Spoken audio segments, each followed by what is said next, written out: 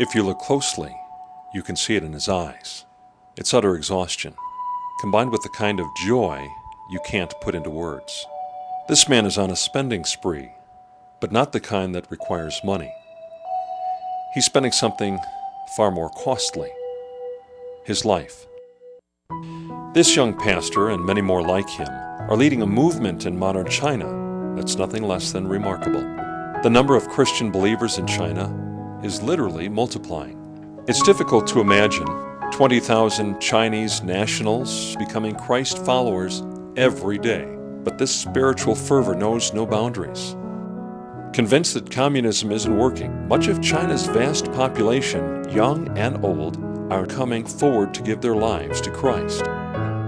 As this rapidly emerging church expands, the need for discipleship is great. Young pastors must train thousands of converts with little or no support. Like most pastors in China, Pastor Yang's workload is unthinkable. Yang heard God's call when he was only 12. His father was also a pastor.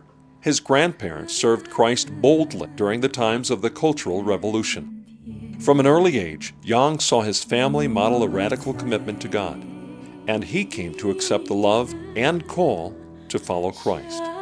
With 3 generations of pastors before him, it's little wonder why God had called him. Having graduated from seminary, this young follower soon found himself living in Fujian, one of the most poverty-stricken counties in China.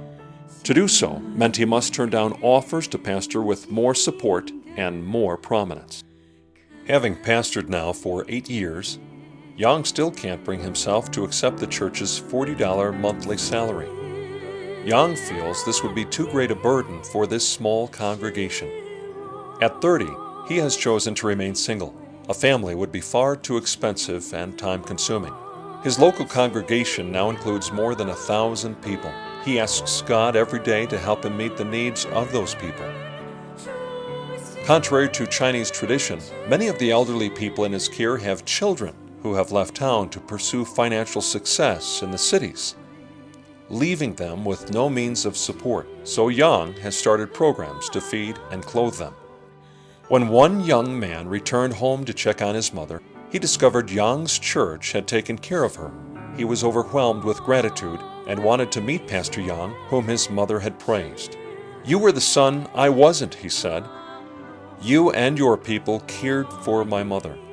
I would like to know more about this Jesus she keeps telling me about." Having suffered from a severe back injury years ago, Yang is spending more of his life with intense back pain with every passing day.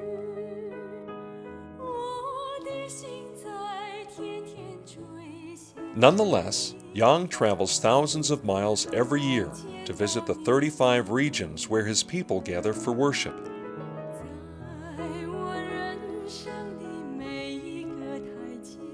He encourages lay leaders who teach and preach there. Since they have no formal training, he's always eager to spend time with them, and they long for his visits. For them, a visit from Yang is a breath of fresh air. They look forward to learning more from him as he teaches them how to become more like the Savior. For Pastor Yang, the training materials Cook provides are an answer to his prayers. He especially enjoys the Bible commentary series by Warren Wiersbe. "I'm using it as a part of my training materials to teach volunteer leaders. Right now I am preparing an outline from it for the next training session." Cook Communication Ministries International has become a vital part of the work God is doing in China today. We have the privilege of equipping thousands of leaders just like Pastor Yang every day. With the materials Cook provides, these leaders can become grounded in their faith in order to reach the lost.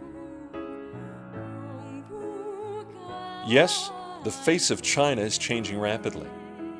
God is calling faithful vessels to join Him in His work there. Won't you join us as we tell them of His wondrous love?